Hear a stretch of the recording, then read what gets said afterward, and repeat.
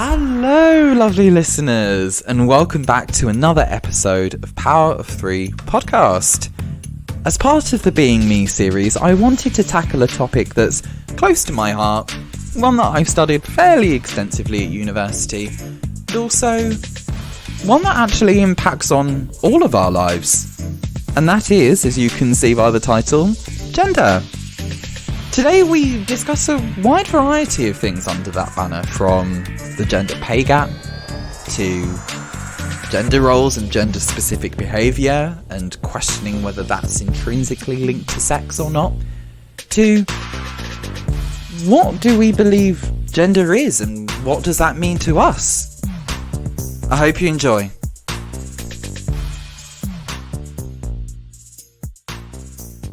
What is gender? Usually, two binaries, male, man, woman, and that's the kind of binary I understand gender to be. But as I grew older, I started to realise through meeting new people and learning more about my own gender that there are different types of genders. So for me, gender is a way of identifying your femininity in a way, or your level of masculinity. It's not like hard-coded in your DNA to like pink. It's not. You're socialised into sort of... Well, pink used to be a boy's colour. It was blue for girls at one. Yeah, because apparently, pink's a warmer colour. Apparently, it was blue because girls were supposed to be cold or something. This was Victorian. So it explains a lot. I think it's down to the clothing you wear as well, because there's pink clothes for girls, and if you go into a kid's clothing store, you can clearly see where there's the girl section just visually by looking at the store from outside. Usually it dominates most of the stories, which is where they hide the men's section. That's what you need. You can normally just walk right into the girls section. It's just there. Yeah. That way you hide in the men's. It's in the basement. Yeah, it's always some corner somewhere. Yeah. Sorry for men. Do we not think that's maybe because women's have always been seen as the ones that need to look after themselves, take care of the way they look, because they... Absolutely. And is that not a gender thing? That's not something we are predisposed to through our biology, through our DNA. That's something we're kind of taught. So I think one thing I've realised is that as I'm growing up, and I'm meeting more people, I'm starting to realise that there are so many different ways of expressing that gender. Your gender, whatever that might be, if you think it's sort of part of a binary, male, man, woman, or something else. I can't say what those something else are, because there's so many differences. There's so many different ways of expressing yourself. Sometimes you feel more feminine than you did yesterday. Sometimes you feel a bit more masculine. And if you don't, then you feel out of the norm. And that's why I come back to my first point, in which it is a construct in which people want you to conform to. Yeah. It serves no other purpose. Why else do we need to separate into two different categories? Yeah. And I think some people do fit into those categories, and that's fine, because I think that if you do... I mean, that's the point of the category. Yeah. But it's at the same time, it's not everybody knows, or should at least know, that life's not that straightforward. Yeah. It's not just one thing or the other. It's very complex, and so is human nature. It's a very complex thing. It's just odd to me that it's kind of that you couldn't think of more than two. It's you can see that there's more than two colours, in every... Yeah, exactly. Just look at how many types of shades of pink there are. Yes. Yeah. So many. We couldn't even sit here and name all of them. Yeah. It's how can you expect that this thing is suddenly so simple? It's of course not. Yeah, black and white, literally A and B. A and B, no C. Yeah. Everybody falls into C at least. Adding to what you're saying, I feel these categories are harmful for both men and women and everyone between them. Yeah. Because I realised that men also struggle in a way to be more feminine, because the feminine was always seen as kind of marginalised, or is marginal to being masculine. If a man because you have these hierarchies. If a man was to express himself more in a feminine way, it would be more of a joke. It would be seen as funny. He's dabbling, but essentially he's a man. Yeah. If a woman was to do that, she's almost ridiculed, or she's not feminine. She's not a mother, or she's not motherly. She's not. Yeah, all of these. Yeah. It's going like against their instinct. Yeah, and I feel like it's difficult for both men and women to express themselves in this way. So maybe actually we should get rid of those categories and realise that being more acceptance of different types of genders would mean that capitalism, for example, could just market things to everyone. They've got more of a larger pool. There's no reason for anyone to be marginal in a way that's very, as you said it, basic. Back to a point where, we needed men to go to a work or a woman to stay with like kids and stuff. We don't need that. No. We've moved on from the 50s, 60s. Yeah, even then it's kind of sort of... And the thing is that I understood it to a certain extent if you think about, you want, like... I guess, like, that whole sort of division of labour kind of thing that they used to have, where it was kind of like, if they wanted... And a lot of people wanted to do that as well. I think that's the thing. Like, some... And I think not just women, but I think men as well, I think want to be able to stay at home, to be able to do those kind of things, in the same way there's a lot of women that actually want to be breadwinners. Like, and I think it's kind of accepting the fact that there are, even within femininity, there is still that part of you that's... It doesn't have to be an unfeminine thing to kind of want to advance your career. In fact, you can do it in an extremely feminine way. Like, it doesn't... It's just, I think, that division of labour thing that did even happen in the 60s and the 70s. I got it because... I guess even in the sense, like, you could survive on one income back in those days. Yeah. So it was a lot easier for people to do that. Some people could, not everybody. Yeah. But as in, let's say... more people could, maybe, because obviously there's a lot of families which couldn't either.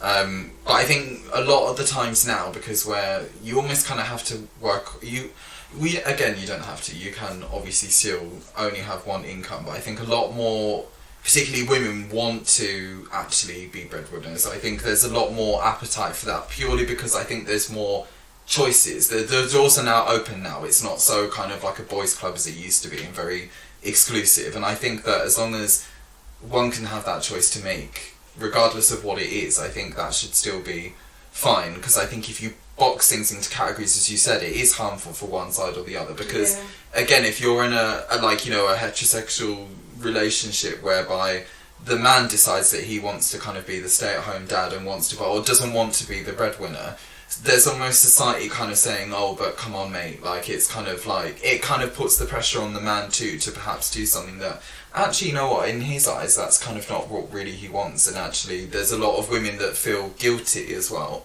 because it's kind of sort of, so there's all of that dynamic that these situations create for people, which isn't fun. It's not making people miserable. For what purpose? Like you said, like women can go out and be breadwinners, and it's taken a long struggle to show, unfortunately, a male-dominated society. I don't want to put it on the men, but it has been that it has. It's just stating it. But now that we've kind of integrated, it's the norm because we're both growing. Yeah. So why do we continue to separate ourselves in such a way? We've seen how much of a big benefit that can come from letting go of the barriers of this is my area and this is your area. Yeah. Why are we still holding on to something that literally comes from before Jesus died? Yeah. And from my own line as well, like, before Jesus died. I mean, seriously, they were categorizing gender before, like, in the Bible, so, I mean, that's what they set years on, isn't it? His death is 0, so let's go from there. Yeah. And I think the local governments or whoever is in charge can do more to legislate around that sort of stuff. I know, for example, the paternity length of time you get for paternity leave is much lower than that's kind of ridiculous in my mind, because actually by making it so men could also spend the same amount of time with a newborn baby or a child or whoever, equally, I think it would maybe encourage more women to go out and work if they wanted to, or it's something they can share. They can sort of work it so actually legally they're both protected in a way where if, you know, doing the idea of doing the girl's job, the boy's job, and all of that stuff, it doesn't really. Is that a thing? So the women why is that a thing? Birth, so therefore they are equipped to change nappies and bottle feed and bathe and do all of the things that it takes to care for a baby. Like recovering from labour is not bad enough. You need some help, and it's kind of like, traditionally you might have been able to live near a family who you could then have your mum or your sisters who have maybe experienced it themselves. But you used to live in tight communities, so therefore you had that help. But I'm like an hour and a half away from my mum. Some people are thousands of miles away from their closest relatives. How can you do that structure when you're literally like, you're saying, okay, build these units, have that unity, but you're not even awarded the same time in which to have each other as strength? Why? I feel like that's holding humanity back. Yeah. And I do, at least, in terms of the reason why I think it's so important to question, like, these gender structures or binaries, or actually if you, not just on a personal level because you identify something different to man, woman, somewhere between, outside, I don't know where you are, or where I am, or maybe no one knows. But I think, like, I don't know, when you kind of take this apart, you've realised that men in particular, but obviously I do identify as a man, but I think me as a man, I would say there's certain things I think a lot of other men feel that they can't necessarily do because they're seen as more feminine. For example, the idea of going out to not making paternity leave smaller, and the idea that a man wouldn't necessarily want to take as much time as a woman. Why is that assumption there?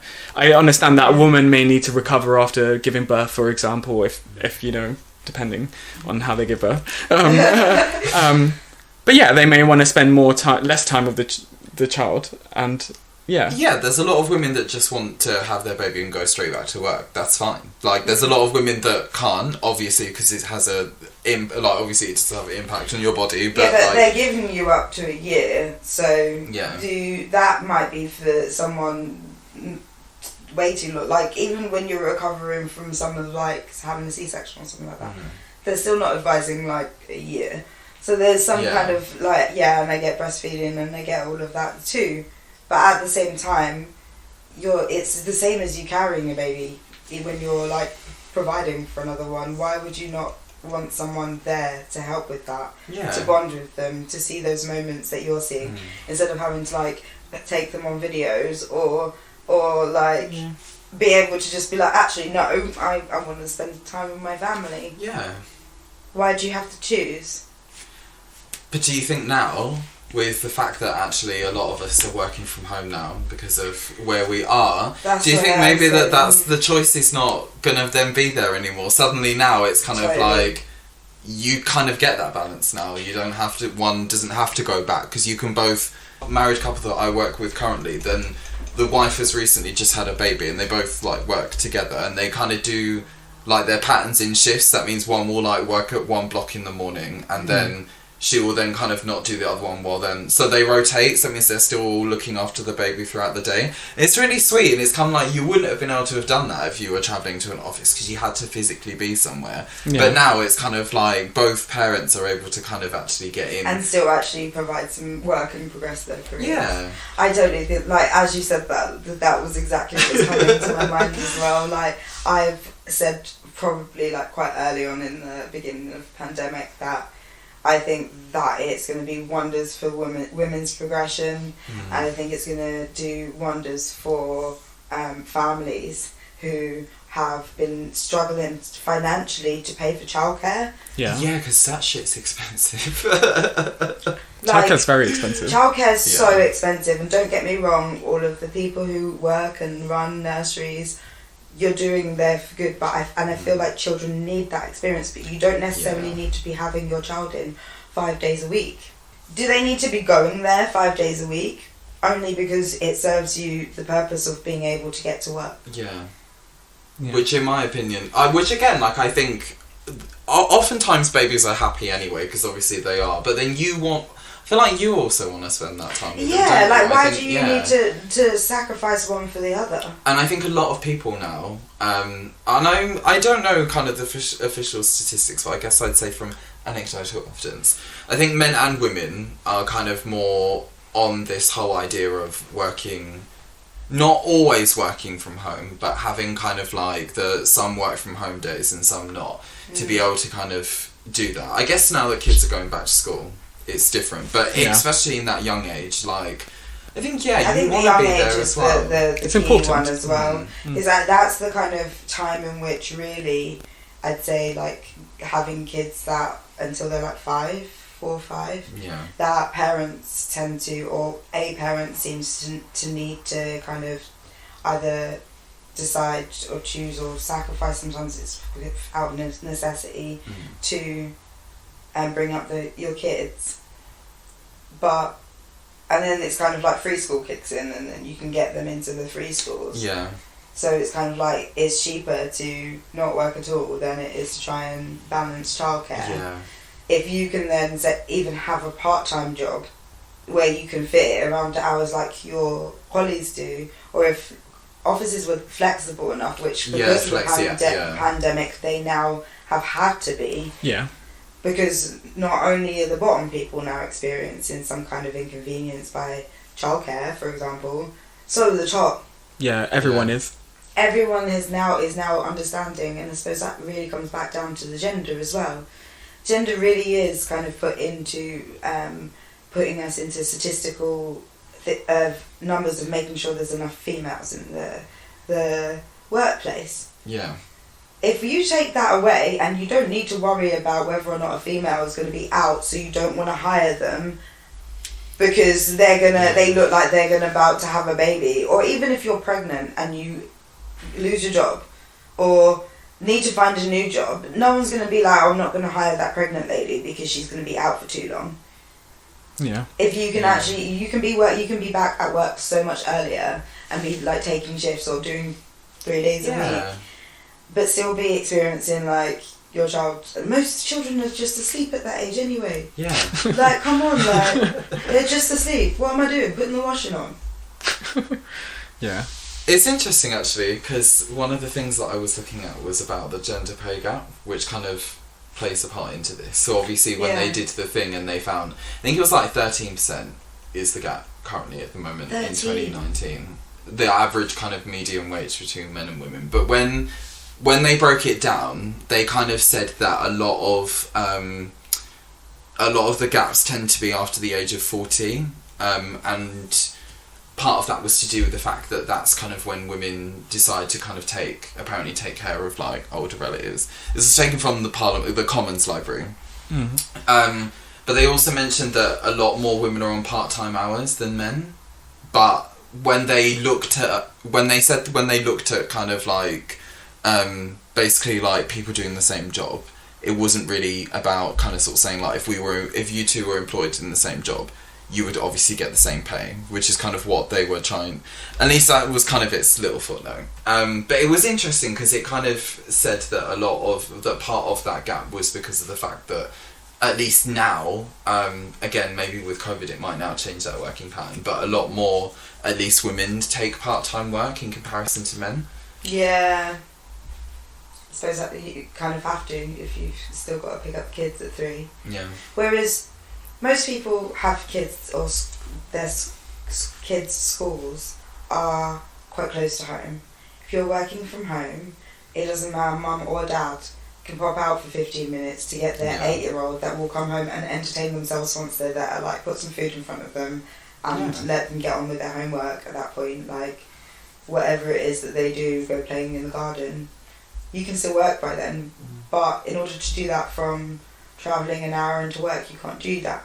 No. So all of a sudden it's kind of like then children are quite young, maybe having to walk home from school themselves, or you're having to pay someone else to pick up your child. Yeah. Like, and that 15 minutes is a good bonding time. Yeah. And it's a break sometimes. Sometimes your brain works better if you stop in the middle of the day and take some time away from just trying to figure out a problem. Yeah. And coming back to it 20 minutes later, half an hour later, and being like, "Do you know what, Eureka," which could have taken you 2 hours before because you were just like frustrated. Yeah. And the good thing about it actually is that because where a lot of the time it, I guess disproportionately it is men that kind of like travel far. Like I know of the women that I've worked with, it was kind of their husbands that worked quite far away or like had to commute a lot, whereas they were the ones that worked part-time. Right. And kind of, so that means they could kind of fit it around. And I think part of this now is the fact that not only is it, again, you get that 15-minute break in the day, but I think a lot more men will now be able to do that, whereas before, like, I know that a lot would commute out far, which means they wouldn't see, like, you know, they wouldn't be able to drop their kids off to school in the morning. But imagine if you started work at 9, you could, and if your school, again, as you said, was like 15, because usually, particularly primary schools, they're always that close. Mostly, like, how it, like... It's only really up until secondary school, and at that point, they can make them anyway. Feed them and send them out the door. Exactly. But it's still like, you know, if you're working from home, it's like, it's a lot easier. Instead of having to like leave the house at 7 to get to your job by 9 o'clock because it takes you 2 hours, you can drop the kids to school and then literally as you're getting out the car, you like start up your laptop. It's like already there waiting for you, just sit down, and it's like 9 o'clock and it's like you've been able to have breakfast with your kids and like all of that kind of stuff. So it's quite, I never really thought about this before, but I think there's certain things to being in this situation, like with the COVID thing, that I think might actually be really good. Beneficial. Yeah. I do kind of feel like a little like we see it this way because of we're at the point in which we are working. I particularly feel sorry for teenagers because your parents are now always home. Yeah. They're not leaving. You can't come back after school and just have the house to yourself for a bit. No. Mum's in the office, Dad's in the office. Everybody knows you're here. Everybody's home. Did you ever, like, as a teenager, just be like, someone be, "Oh, my parents aren't home, let's go hang at my house"? Yeah, definitely. Exactly. Yeah. So that's never going to happen. I mean, it will for some people. Parents will still go out, and I suppose I do like the idea of like having a few days in the office, like having like choosing, but it can still be a full-time job. Yeah. Because that's the same as part-time, but I actually work the other days of the week too. I do think having a gender pay gap makes a massive difference because I don't think it necessarily tells you that, because as you say, there's different types of roles, like part-time work that women would sort of take up. Maybe it's like situational, maybe it's through design that that's happened, or maybe it's a choice. But actually what we're seeing is that like the discrepancy is actually we realise that it's the amount of time you can spend at home or the amount of time you can go out commuting. But obviously because of the situation with COVID, we've realised that actually we can get a balance, so the binaries that we had before don't necessarily need to sort of reflect back when things go back to normal in a way that everyone's going to go back into the office, whereas things could be more flexed, and I think that's what people need, time to be more flexed, so you could work from home or you could, because I imagine that at some point we're going to go back to it, well, I'm probably going to go back to the office at some point. I won't. Yeah. So I think actually, I don't obviously have a child, and no, I'm married. Yeah. So, well. Yeah, so I just feel like all the lines are blurred, but I feel like companies are surprisingly leading the way in making changes in places for gender and flexibility. Like in the pandemic, Boris wants everyone to go back to work. The officers are like, we don't. How do you feel though that there's more CEOs named John than there are female CEOs? I mean, I feel like I have levels to my CEO view. that's not just down to my gender. An intersection, maybe. Yeah, intersection there. So I feel like I feel levels more of it than maybe other women might. Yeah. I don't know. There wouldn't be the saying. This is how I'm going to explain myself. There wouldn't be the saying behind every man is a woman. Behind every good man is a woman. If women weren't beneficial to anything, so it's kind of like, and especially decision making. They run houses. Do you think people get to the recitals on time and get to school on time and then have the clothes cleaned, breakfast fed?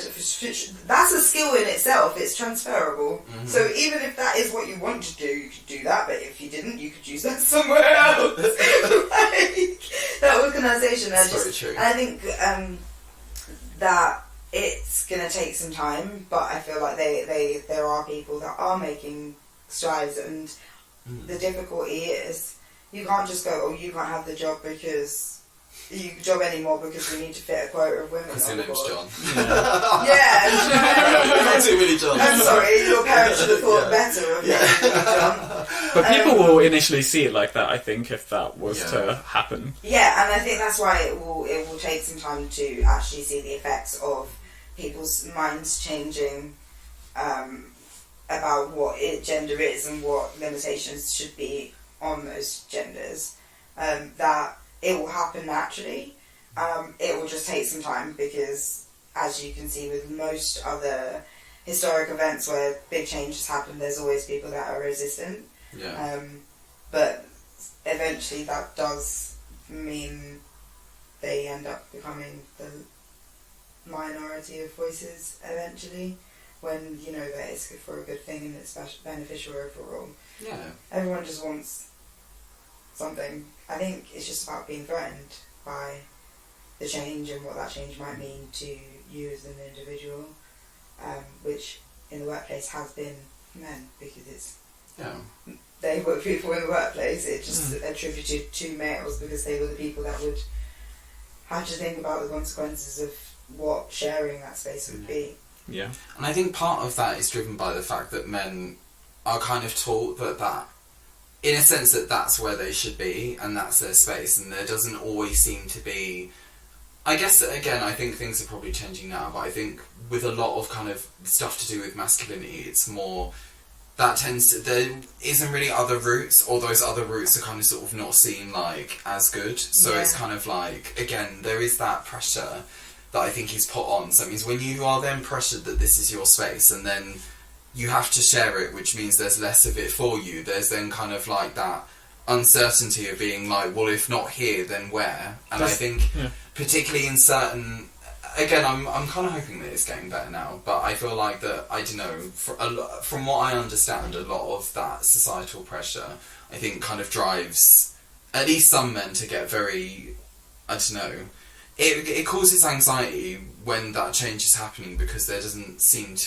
to be anywhere else for them to go yet. Like, again, stay-at-home dad, for example, it's like it's not, again, it's getting better now, but I think particularly when, like, our generation and when we were growing up, it was kind of like stay-at-home dads still weren't really like a thing. In a way, what you're saying is like for women, it opened up like with liberation. So like women's rights and stuff like that, we were pushing for women, but not necessarily pushing for the rights of men were to fall out of their male category. So like maybe we've pushed about what female is, and like again that comes down to the amount of fashion that we have. Push the boundaries of the fact that we can all be different. For women, but maybe we haven't done so as much for men. In a way, maybe that's why I think men constantly feel threatened by feminism, because they still haven't been able to have a voice to say that, that's what my life matters is too, but not in an all lives matter kind of way, but in a way that they can go, okay, you can have that equality because I've got somewhere else where, you know what, I'd actually like to invest into too. We can, you know, you scratch my back, I scratch yours kind of way. Like there's no quid pro quo. Yeah, I think some of it also is some men feel as if they can't necessarily articulate themselves in a way that they can speak quite openly about certain things, like certain things that they might aspire to work as or be in their career or at home or wherever. And I think it's because those spaces were maybe historically seen as like a feminine space, like the idea of the home being more domesticated and that sort of stuff. And the home is where you will raise a child and all of that stuff we associate with femininity. And I think actually if men were encouraged to speak more about this and learn themselves actually that actually these binaries are a social construct. It's not a thing you were born to necessarily be. If you want to be more feminine in, I don't know, what you do as a career or the things that are seen or associated, like teaching. And obviously, we've met teachers, we know in reality that they're like all sorts of people. They're men, women, different colours, races, everything. So actually, it's something good that we should give the same amount of worth and sort of attention. It's never been... and this, I think, the pandemic is now showing the masses. There's nothing more than the unity of understanding that sometimes governments are just putting money over what's important to you and making you choose between your job, your livelihood, and being able to enjoy the things outside of work that you do and seeing your loved ones and family. And I think that's always kind of been the case. It's about building the economy. And don't get me wrong, I'm not anti-economy or anything like that. I get the construct, that's what it is. But at the same time, I go back to the sense that we're still working in the ways of the 60s, or like the 40s, whatever it is, like where we needed to fulfill that because we were in space. Now we have the internet, we have connectivity like never before. We can speak to each other instantly, whereas before you have to send a letter through the post, and that might take a week. Or you had to be physically there with someone. Exactly. So it's kind of like, why do we still confine ourselves to working in a way that fits what was necessary for people who lived in the 60s? Yeah. It makes sense. Because I think some of that 60s mentality around gender, I think, will obviously hang around the more remnants of that kind of sort of old way of living exists. Yeah. Whereas I think now, because of the fact that, we don't have to do that, we don't have to, we can connect with each other literally instantly, from wherever we are. It's kind of like, it then allows both parents, both mum and dad, both men and women, or again, 2 men or 2 women, whichever, because I guess, there's all types of families here. But it kind of sort of allows for both to be able... It's not just one, if that makes sense. It becomes both. And it becomes both being able to give equal times. Yeah. Which is, again, a village raises a child. You need all of that. And again, even extended relatives, the fact is, if you have... Even if, I don't know, you're... Say, for example, if I obviously, the kids obviously live in London, but, if I wanted to, go and babysit them for the day, maybe if I lived closer to London or whatever, or if they lived closer to me, say they lived in Brighton as well, I could just get on a bus and, go work out there and still look after them while working, if their parent had to, go to the office or something, it kind of even adds to that. Some of these extended families can be a bit more connected as well. But even if you didn't have to go and work in the office for that day, but their parent did, and they lived an hour and a half away from you, you could go do that. Yeah, I could still go do that. You could still go for one day and work from there. You don't have to literally be at home. You just need to be at your laptop, don't you? So that's just use their home office. There was this research that was done, and supposedly there are... Well, I guess the first thing is that apparently there's no more than 2 genders. But they also said that different genders, but they linked gender to sex, so they kind of sort of basically didn't differentiate between the two, which in my head is already a bit kind of okay. But they kind of said that it's that basically gendered behaviours are biological. So but it's kind of basically saying that gender differences biological. Yeah, and they are always kind of quite inherent. In the sense that so they did a study of Scandinavian countries, and they found that men are more likely to go into STEM subjects and women are more likely to go into nursing and teaching and stuff. But despite the fact that, like, basically there's nothing stopping them, if that makes sense, because they apparently exist in the system. I saw this study as well, yeah. So it's so there was kind of like this argument that, a kind of a counter argument to kind of like people saying, like, you know, things need to be more equal from the way things currently are. The kind of counter argument to that is, well, when you look at this study, this is what men and women will do anyway. It's ingrained in us because that is typically, like, in the end, I feel like it does, like, seep into what you know, what you see, what you do without realising.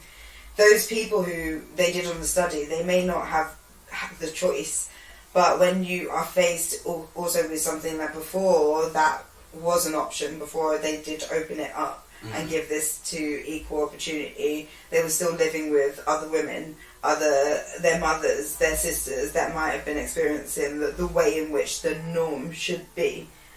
And that could be in their psyche just as much as it could just, like, at the end going, oh, you're 18, you could choose any profession. Yeah. You kind of still have it it's embedded in your brain. Have they looked at adverts around the time? Because it's a documentary on Netflix. I watched too many documentaries on Netflix to remember which one it is. But it was looking at how marriage, how your engagement ring should have a diamond in it. There was nothing more to it than magazines one day started pushing diamonds are a girl's best friend. Seriously. Nothing more to it than that. Yeah. But it comes down to the whole construct of why a woman would have an engagement ring. Like, it's more thought that a woman's engagement ring is somehow more significant than a man's. You don't really hear... Apparently traditionally men aren't supposed to wear them. It's only supposed to be one well, I guess men could wear them, but it's just only one person. You don't wear your engagement ring after you're married. You just wear your wedding ring. So that you're wearing one ring at a time. Men don't have an engagement ring or engagement band. They tend to just have the wedding ring, and it's only, I guess, quite recently, like in our lifetime really, that people have just been continuing to wear their engagement ring as well. I mean, you spend a lot of money on it, what's the point of putting it in a box? Yeah. Exactly. I suppose you could wear it on a chain, but why would you do that? Yeah, but I think I agree completely that these things are so ingrained in... We're socialised into carrying out these roles in society, as you were saying earlier. And actually, I think maybe the studies... Yeah, okay, it's interesting that it's from what it's shown through the sample size or the representations that they had in the study, that there's only two genders and it's biological, according to the study. Is that right? Yeah, so one of them was kind of saying that there is no such thing as a gender spectrum. It's kind of one or the other, and it's very much influenced by your biology. But then what's really interesting is that so she was a woman and self-identified as that, and she was female, and she also... But she kind of said that she never really felt... It was really strange, because she was saying that there wasn't this spectrum, but then at the same time saying, but I don't really feel like I'm a very... I've always felt very masculine. Yeah. It was interesting that she said that, but then also said that... But kind of sort of denied the fact that there was a spectrum of gender in the first place, if that makes sense. But I think that's exactly what the study probably wouldn't be able to show, the fact that actually maybe if you... Not both men and women go out to do these roles, that a woman might actually be happy to go out and do that role, but she still feels as if there's some sort of pressure on performing in that role, or from what she was sort of socialised into before, not necessarily being socialised, but what's kind of what we are taught from very early age is that, like, male-female, we kind of use male-female as our sexes, our biological sexes, to say these are what our genders are as well, where I feel like, for me personally, gender is on a spectrum because that allows us to account for when women feel more feminine, but in a high-powered job, why is it that particular role is associated with... Yeah, like, what is femininity, though? Like, what is that you feeling like a woman?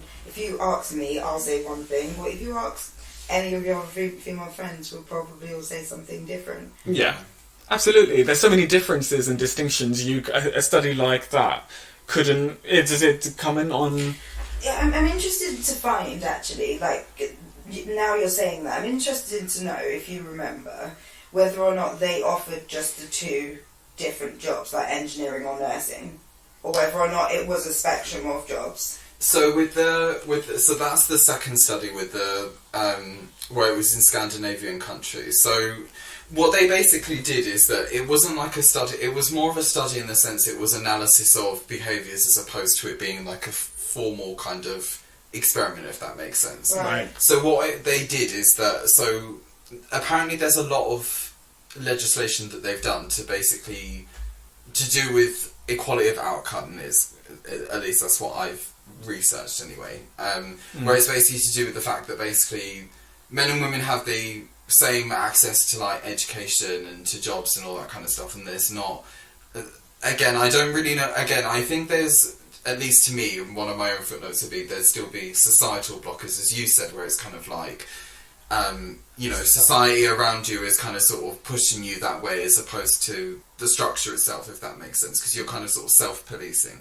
But anyway, so my point was that basically what they found is that even though that men and women have the same access to education and the same access to all of these things and routes to get into certain professions, they found that men more steered towards the kind of STEM stuff and sciences and stuff to do with, and engineering and stuff to do with things, and women kind of went into nursing and teaching and kind of like therapy and all that kind of stuff in order to, because they're more connected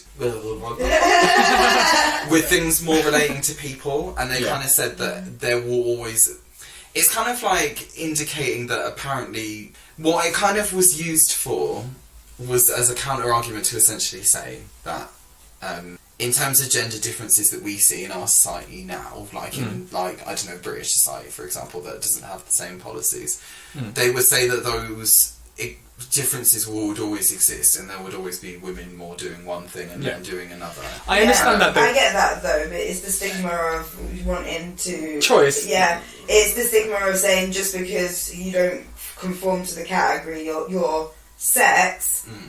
determines that you should do, that you are outside of the norm. Like, that's what we don't get. Like, stop, why do we keep making the other? Like, why do we keep making it like you don't fit in? Yeah. That's about structure. That's about societal structure. It is. How does me wearing, I don't know, a skirt, how does that generate so much anger and admiration at the same time? It's because it violates people's idea of what I should be wearing as a man, because my biology tells them that I'm a man, but that skirt is a signifier for the feminine, isn't it? Yeah.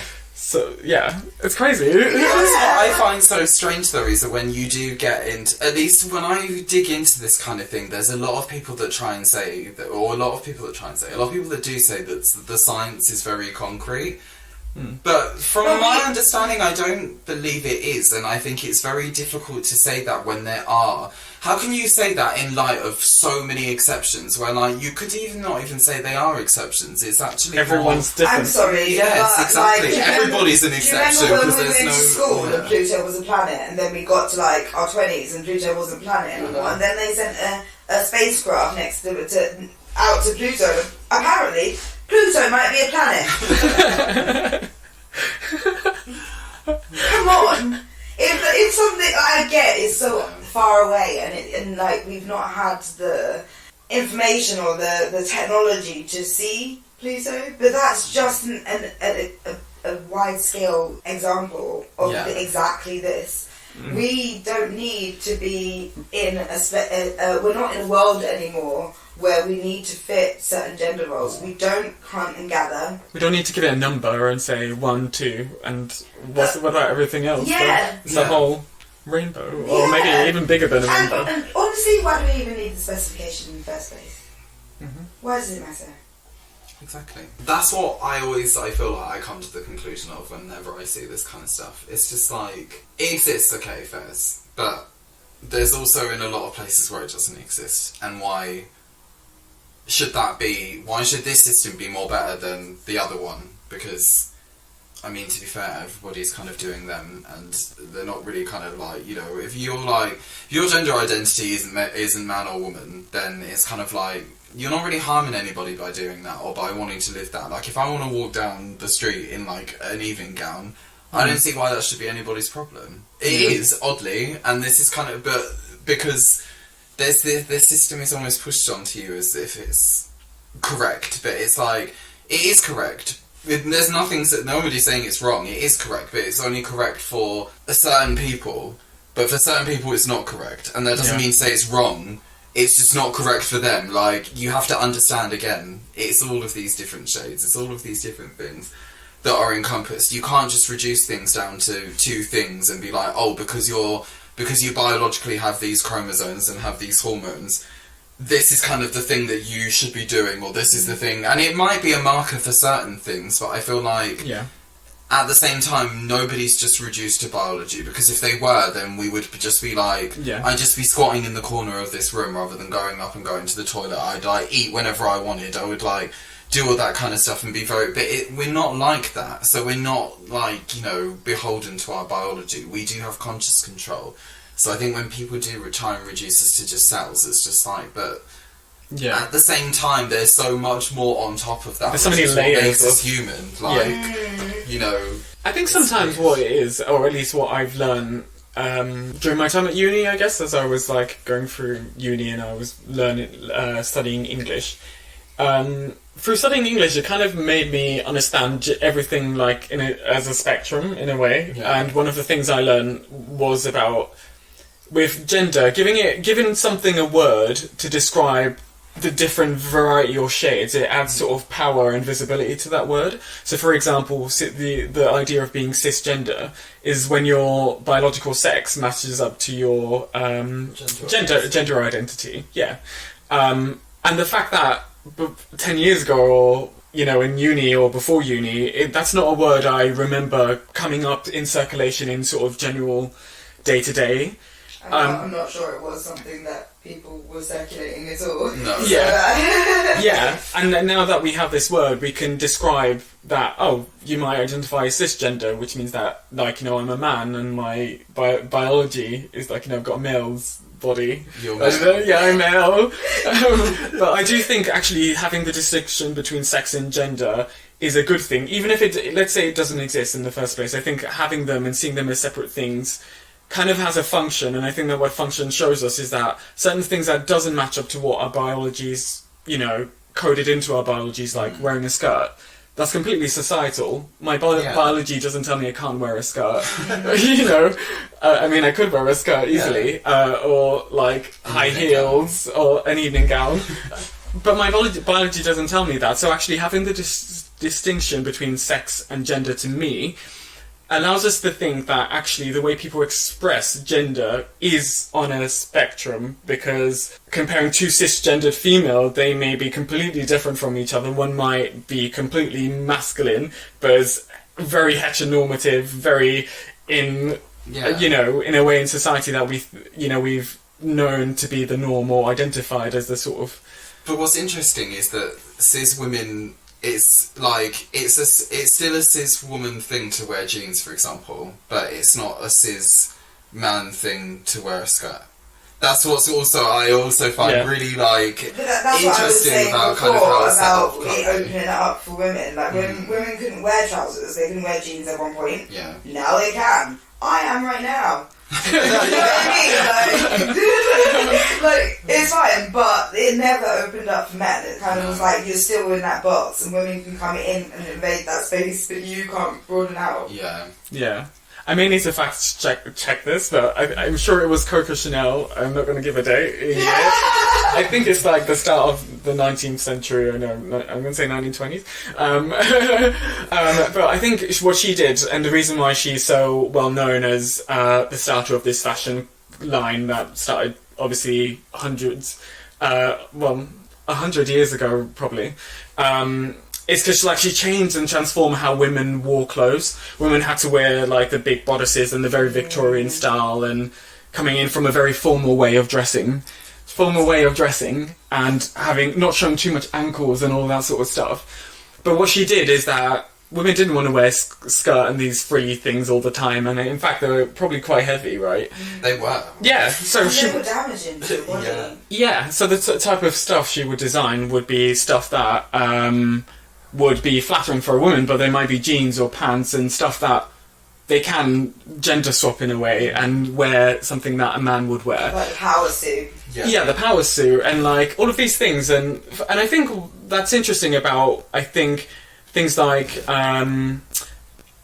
feminism and like different movements of feminism, because I think what it's kind of done is sort of exposes, in a way, it's kind of allowed women to sort of some women to go into a space whereby they could change design and fashion-y stuff, and in another way they can't, because they can't go out to work, or it's not seen as the same way. You're not the top CEO of somewhere because you know, we've not had those. I think that you do make a good point in terms of where roles need to be and stuff like that. I would love to understand why as well. Like, I kind of feel like normative is also kind of like the problem as well. Like, the more we categorise things, it can also be just as damaging. Like you said, if I'm a cisgendered, I can't say my S today gendered female, and I have female parts, I identify as a female. Like, it's kind of like, why is it? It's then making someone want to be, who just wants to fall into the categories that they are already identified as not okay, and that's the opposite of kind of what I feel like it's meant to. But at the same time, when you're just the one, again, when I'm saying with men threatened by women, were threatened, but not, there probably maybe some that are now, but mostly not. But back in the day, they were threatened by women entering the workplace because they saw it as their domain, and again, like we said, with nowhere else to go. How is that any different from being a normative? Yeah. Like, you don't want to then be like, it's not okay to do that, or give off that impression, and it can, even without you meaning to. So, not that I'm saying that you guys are those. But I feel like if you then start to categorise things too much, it then just doesn't need a category. It's just a thing. Yeah. I think that goes back to what you said, because you said, correct me if I'm wrong, what you said is that actually you could have all of these differences in the first place whereby they're not a thing, or there's too many differences to say that we have to generalise in this way. And that's kind of what my point was, because because my point was more having these, although having the two distinctions allows us to perform in a healthy way and express our, maybe it is related to our sex, being male, female, but actually that's irrelevant. We do know that there are these nuances in terms of gender identity, so we shouldn't add pressure and stress on different people to express those things through, ideas around like mental health and all of these various things that affect men, women.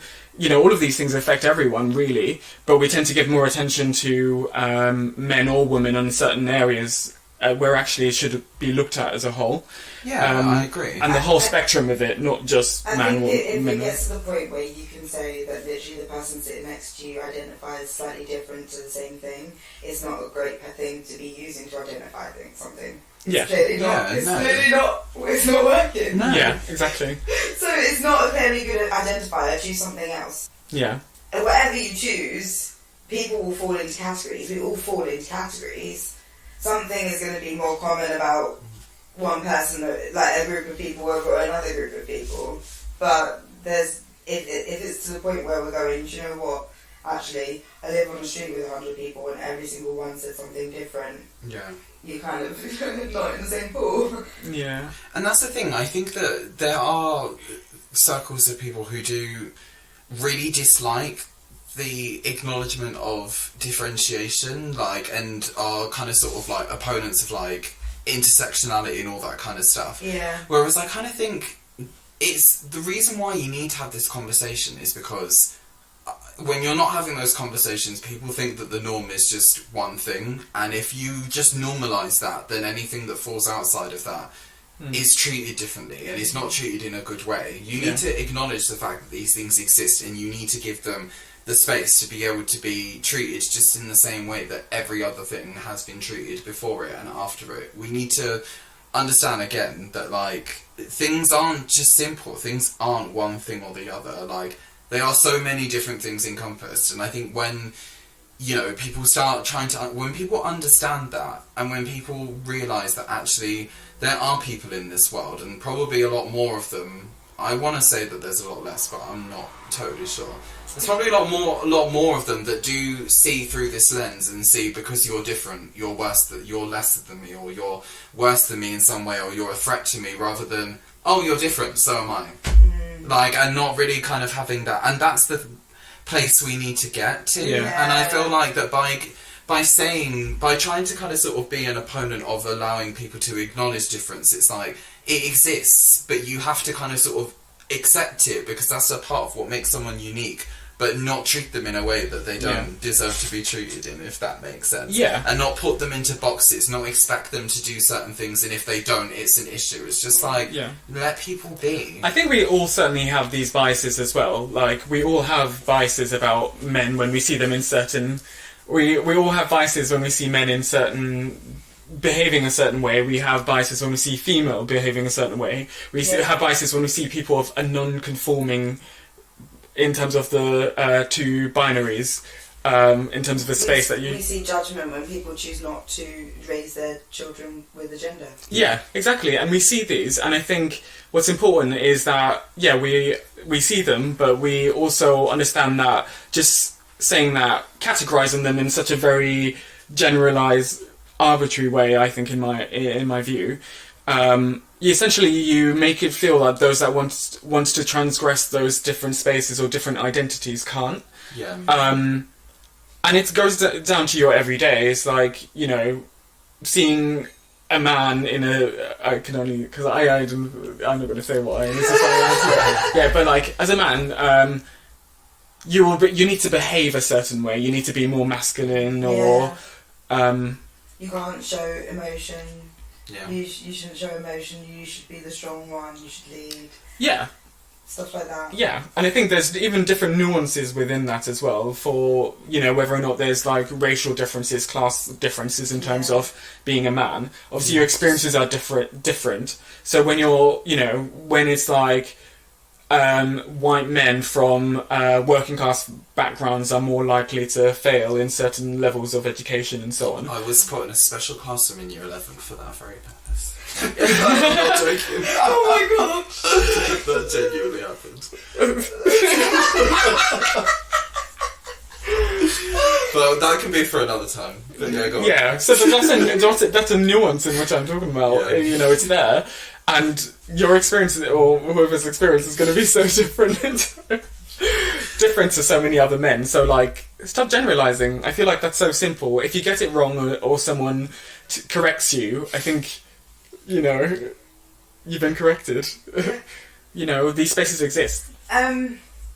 Yeah, I think we need to stop telling people what it's like to be them, or it should be like to be them.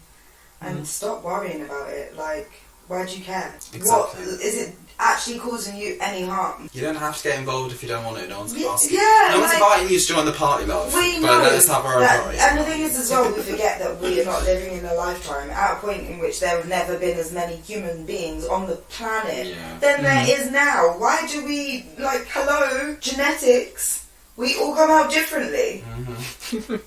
Reduce someone's biology and it never works out too well, because everybody's different. And as soon as people actually open their eyes to that kind of science, come on, there are still people that believe the world is flat. I really hope no one, since sincerely hope no one believes that, but like, no, it's just no, like people do. I 100% know that people do. Oh my god, people believe the They world do, and it's like I don't understand. You've literally had some like video footage of craft fighting. Do you think we just make this up? We've watched the rockets leave. Like we've watched them going into the sky. Even planes. I mean, like that's not a rocket, but even that concept of Yeah, something like flying having- yeah. over. That's just insane.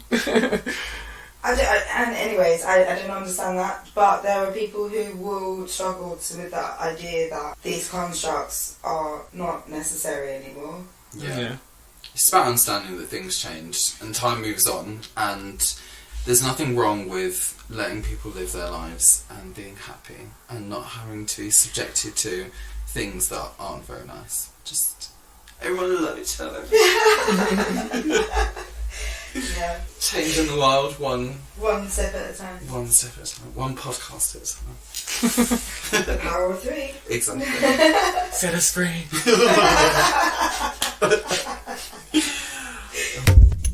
Thanks for tuning in. I hope you enjoyed listening as much as we enjoyed debating. Don't forget to hit subscribe to get notified of future episodes. For additional content, behind the scenes fun, and more of our beautiful faces, give us a follow on Instagram at P3Podcast. Hi, the name's Liam. I've got pics. You want to see them? Well then don't wait till tomorrow. Give us a follow. Go on IG and search at LA Doheny. You can follow me, Dale, on Instagram at DaleCam11. Yeah, go on, follow me. You can follow me on IG at Shay_Cam. Look forward to seeing you there.